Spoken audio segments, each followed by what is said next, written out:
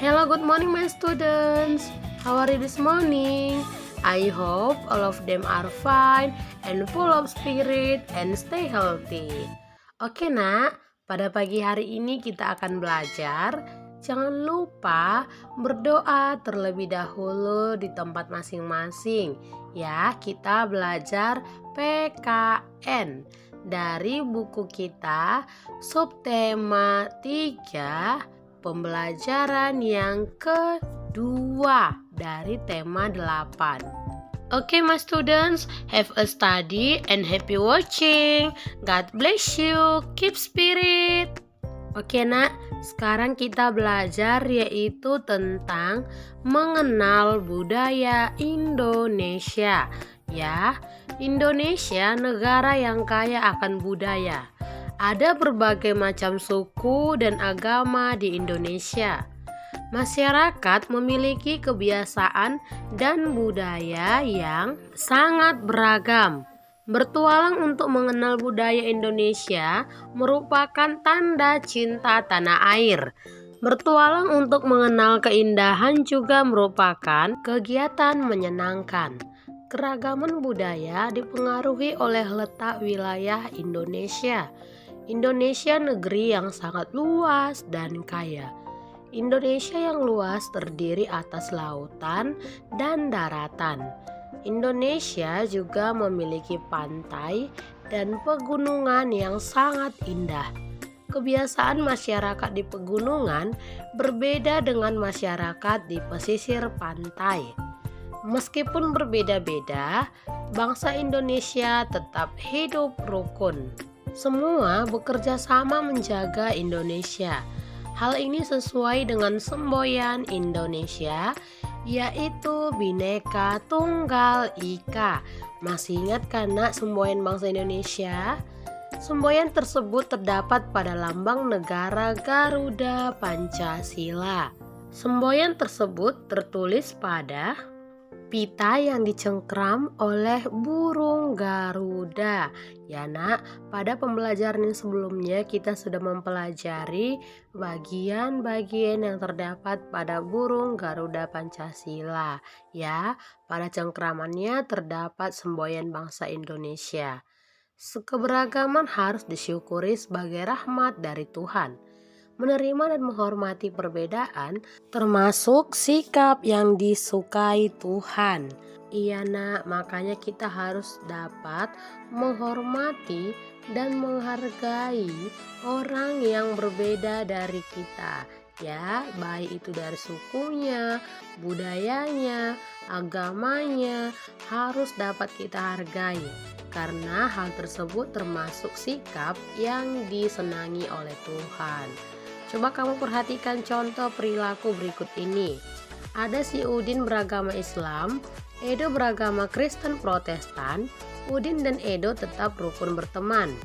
Udin dan Edo menerima dan menghormati perbedaan.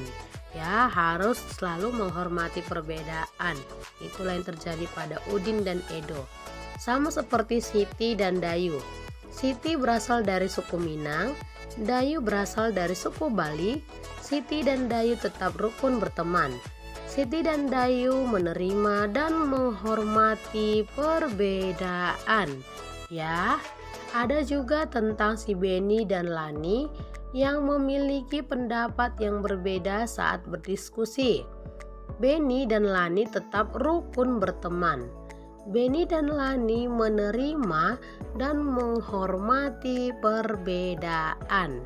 Ya, sikap Udin dan kawan-kawan sesuai dengan semboyan negara Indonesia. Ya, Nak, semboyan negara Indonesia kita apa tadi, Nak?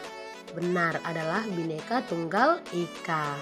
Bhinneka artinya berbeda-beda, sedangkan tunggal itu artinya adalah satu. Dan Ika artinya juga. Maka Bhinneka Tunggal Ika berarti meskipun berbeda-beda tetapi tetap satu juga.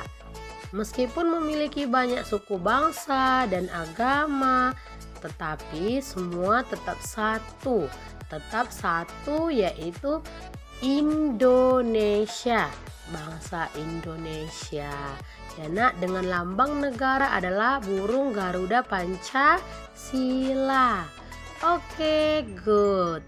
Nah, sekarang coba kamu perhatikan. Berilah tanda centang untuk contoh sikap menghormati perbedaan.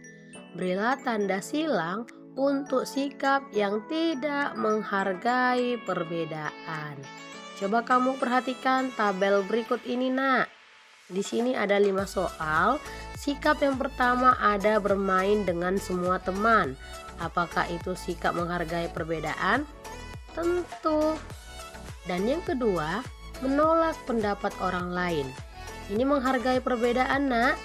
Tidak, ya. Kita tidak boleh menolak pendapat orang lain. Akan tetapi kita harus menghargai perbedaan orang lain itu, ya. Dan yang ketiga, memanggil teman dengan sebutan yang tidak baik. Apakah itu sikap untuk saling menghormati? Iya, itu tidak. Ya, tidak sikap saling menghormati atau menghargai. Dan untuk yang keempat, memberi kesempatan teman untuk beribadah. Iya, tentu ya. Jika kamu memiliki temanmu yang beragama yang berbeda dari kamu, tentu harus kamu berikan kesempatan untuk dia melakukan ibadahnya, ya. Kemudian yang kelima, tidak memaksa teman yang takut bermain sepeda. Bagaimana sikapnya, nak? Iya, ini adalah sebuah sikap yang saling menghormati perbedaan. Oke, paham ya sampai di sini anak-anak?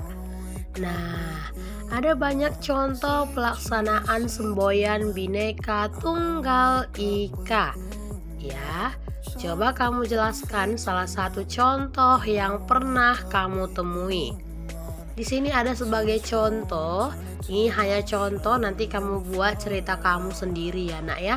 Tentu kamu pernah menemui perbedaan dengan temanmu. Contohnya, aku, Vicky, dan Amanda sedang mengerjakan tugas kelompok. Aku dan Amanda beragama Islam, sedangkan Vicky beragama Kristen. Pada waktu sholat telah tiba, aku dan Amanda melaksanakan ibadah terlebih dahulu. Sementara Vicky menunggu di ruang tamu karena menghargai perbedaan agama kami. Iya, di sini mereka saling menghargai perbedaan, nak, khususnya perbedaan agama. Paham ya? Kemudian, ayah dan ibu Siti berasal dari Sumatera Barat. Kampung halaman orang tua Siti berada di daerah pegunungan yang asri dan udara di pegunungan sangat sejuk dan pemandangannya indah. Ada sungai, sawah, dan air terjun. Jalan di pegunungan berkelok-kelok dan menanjak. Pengemudi harus berhati-hati saat melintasi jalan di pegunungan. Apalagi saat hujan turun, jalannya menjadi lebih licin. Rambu lalu lintas dipasang untuk menjaga keamanan pengendara.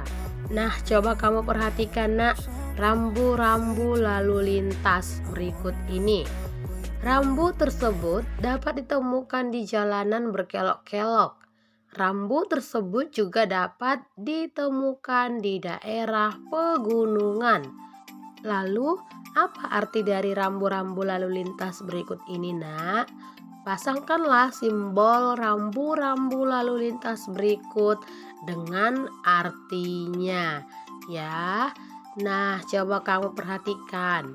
Di sini ada 5 simbol rambu-rambu lalu lintas. Yang pertama sekali ini, nak, rambu lalu lintas ini artinya adalah daerah longsor, ya.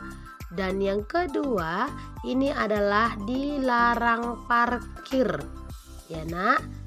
Dan untuk rambu yang ketiga, ini artinya adalah jalan licin. Untuk rambu yang keempat, artinya adalah dilarang berhenti.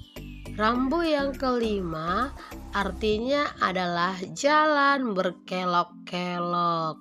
Oke, paham ya anak-anak Miss Rina semuanya? Nanti untuk tugas ini dapat kamu buat di catatan kamu ya nak, supaya kamu mengerti jika kamu melihat tanda rambu-rambu lalu lintas berikut ini di jalan, kamu sudah memahami apa artinya.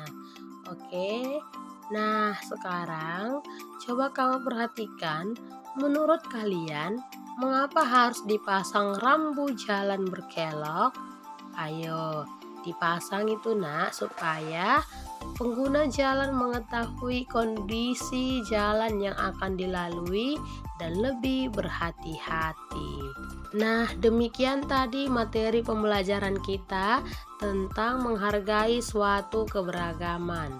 Miss Rina berharap kamu dapat mengerti ya, dan tugasnya akan Miss kirimkan. Selamat belajar anak-anak, semangat, salam sehat, Tuhan memberkati.